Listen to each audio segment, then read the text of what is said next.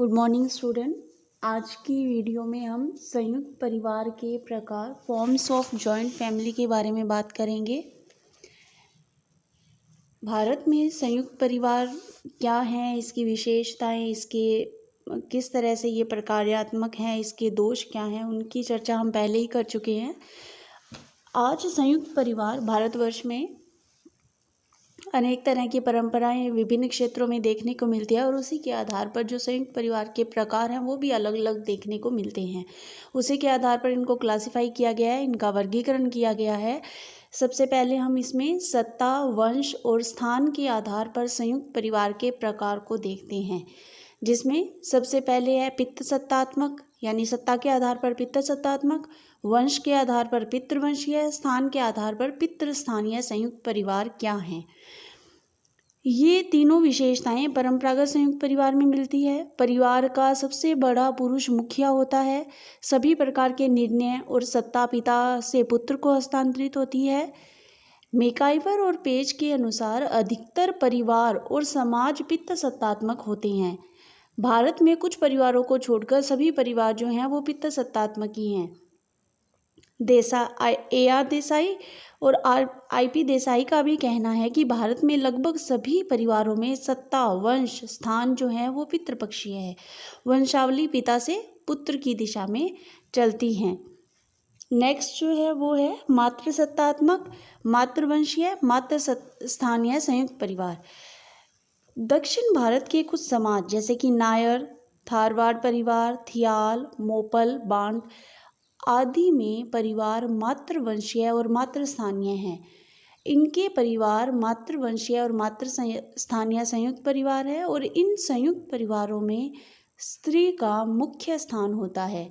वंश परंपरा है जो है वो माता से पुत्री को चलती है।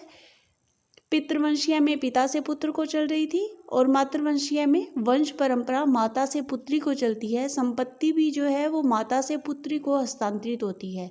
माता के बाद पुत्री उसकी उत्तराधिकारी होती है और विवाह के बाद भी पुत्री माता के पास रहती है। ऐसे परिवार केरल के मालाबार के नायर समाज में देखने को मिलते हैं, जो मातृवंशीय है, मातृस्थानीय है, मातृसत्तात्मक हैं।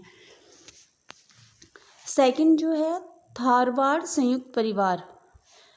थारवाड़ पहले ही हमने मातृसत्तात्मक में देखा कि ये मातृवंशीय परिवार है, मातृसत्तात्मक परिवार हैं। इसमें होता है कि मातृवंशीय संयुक्त परिवार थारवाड़ कहलाते हैं। इनमें स्त्री, उसके भाई बहन, उसके स्वयं की बहन और उसके पुत्र और उसकी पुत्रियां साथ साथ रहती हैं। इसकी विशेषता यह है कि इसमें मकान में कोई भी वैवाहिक संबंधी नहीं रहता है। इसमें एक स्त्री के नाते रिश्तेदार, दूसरी स्त्रियां, पुत्री, माता, बहन, माता की माता, माता की बहन, बहन की पुत्री, स्त्री के जो पुरुष संबंधी होती हैं, यानी सभी रक्त संबंधी रहते हैं। विवाह संबंधी इस परिवार में नहीं रहते हैं। वे भाई, पुत्र, पुत्री के पुत्र, बहन के पुत्र, जो पुरुष संबंधी जो रहते हैं वो ये हो सकते हैं। और पुरुषों में परस्पर एक दूसरे भाई, माता के भाई, बहन के पुत्र के रूप में रिश्तेदार होते हैं और ये दक्षिण भारत के नायर समाज में मिलते हैं। फिर है पीढ़ियों, उनमें दंपतियों की संख्या के आधार पर उदग्र, क्षैतिज और मिश्रित संयुक्त परिवार।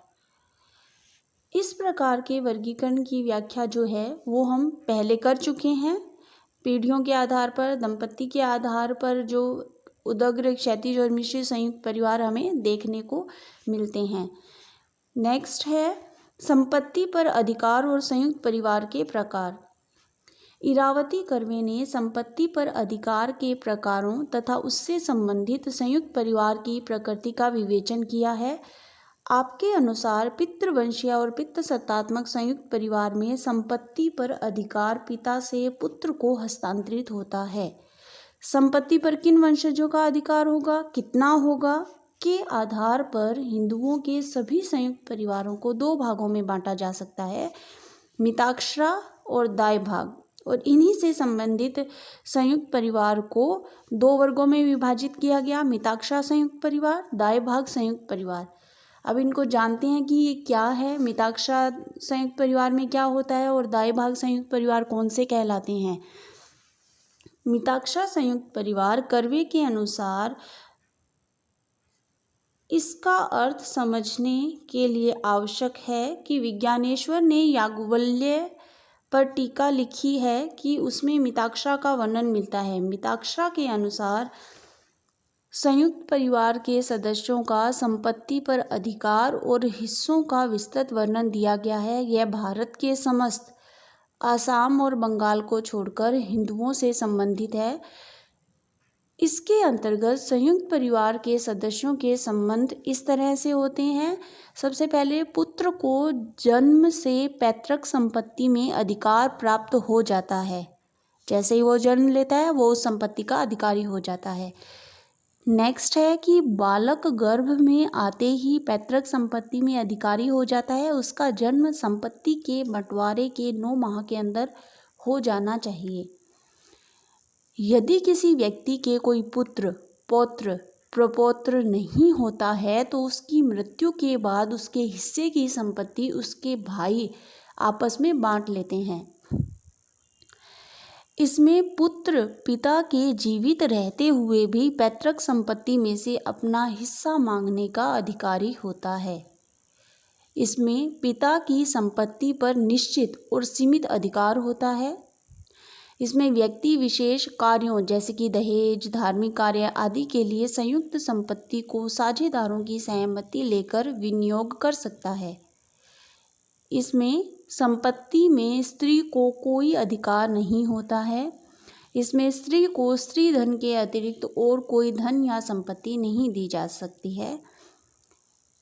ये सब संपत्ति के अधिकार स्पष्ट करते हैं कि संयुक्त परिवार में पुत्र, पिता, पितामह, पौत्र, प्रपौत्र, उनके भाई आदि संयुक्त होते हैं और बिना अन्य की सहमति के व्यक्ति विनियोग नहीं कर सकता। दूसरी ओर पुत्र पैतृक संपत्ति में से हिस्सा पिता से उसके जीवन काल में भी मांग सकता है और अलग हो सकता है।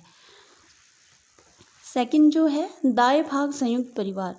दाई भाग संयुक्त परिवार में परस्पर स्त्री पुरुष के क्या अधिकार या स्थिति है, इसका वर्णन जीमूत वाहन में किया गया है और उनके अनुसार इस परिवार में